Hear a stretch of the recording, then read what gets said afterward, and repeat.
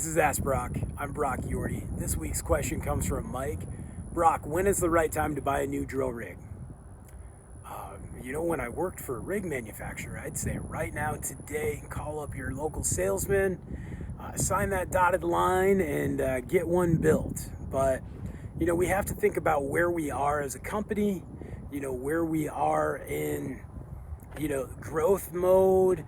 Are we in sustaining mode? Are we in picking up from a crazy year of, ups and downs on a project? And then we have to think about, okay, what are we going to use this rig for? Is this rig for one big project, or is this rig for a majority of our work? So it really looks at that as an aspect. And if we purchase this rig, how much work can we have for it? Are we going to continue to run the old rig, or are we turning it in?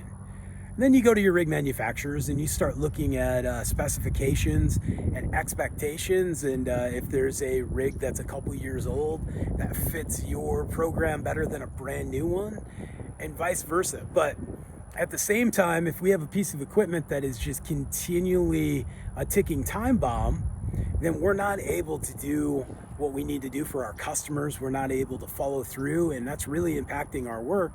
And then we start digging that hole. We have that money pit with that rig that we're not going to be able to get out of. So these things are the important things to think about. And then really it's about growth. You cannot grow and progress in the industry without investing in equipment, investing in the company, and investing in people. And that means if you pick up that new V140 for water well, cathodic, and geothermal, or you pick up that Eagle-Camp Sonic rig to be able to diversify into construction, or you end up with a big RC rig or a 90K. There's just a bunch of different directions you can go, and it's got to be the scope of work. And the worst thing we can do as a company is go, I want this big bad piece of equipment so I can do these big high risk jobs for high reward. We have to make sure we're picking the right work.